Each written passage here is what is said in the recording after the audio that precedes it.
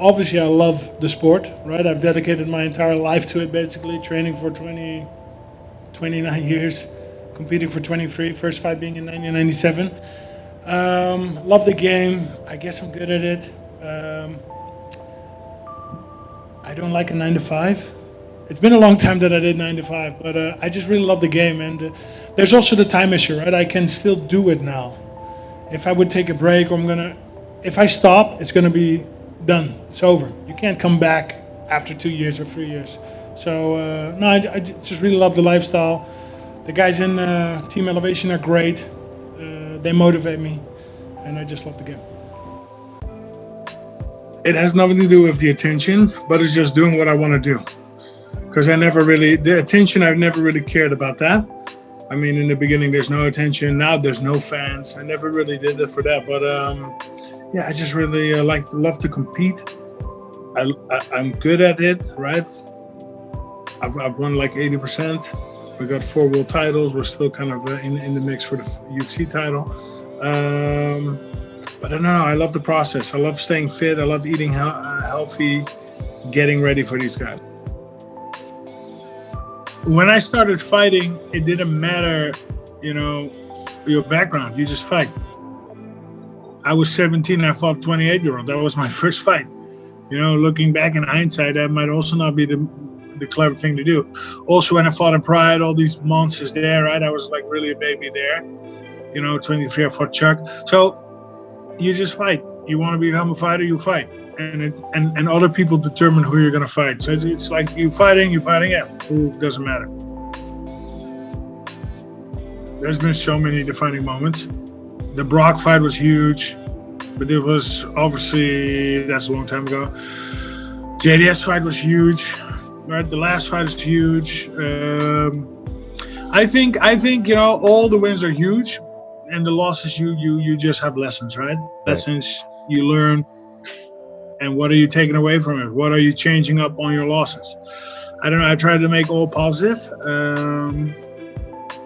But listen, I've been fighting 23 years. It's been a crazy adventure. Exactly what I was made for.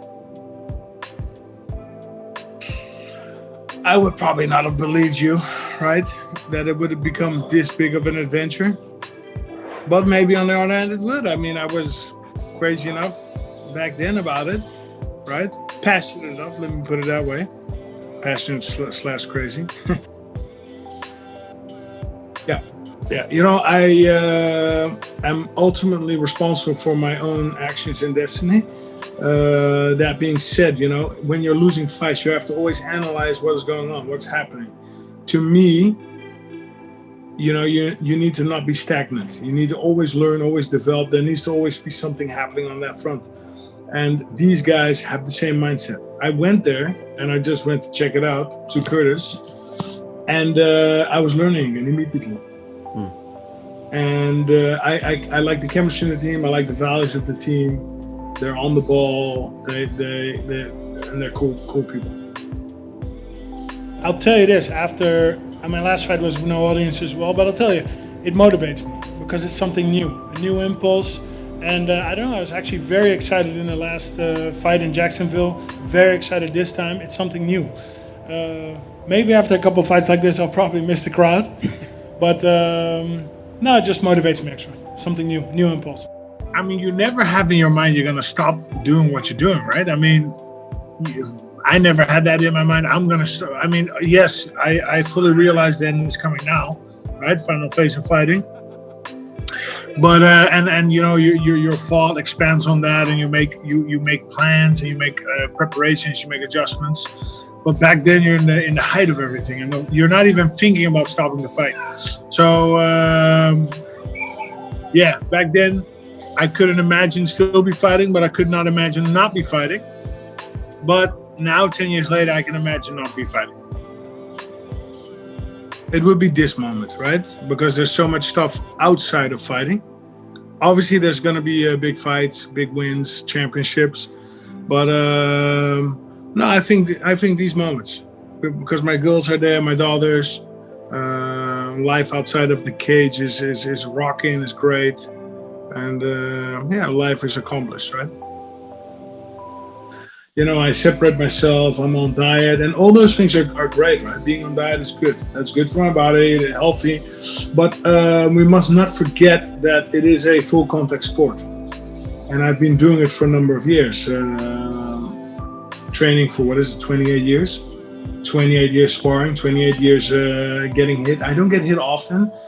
And Team Elevation is awesome values, right? We do not injure each other. We're good for each other, but it is a full contact sport, and I have to be clever with my life, with my health.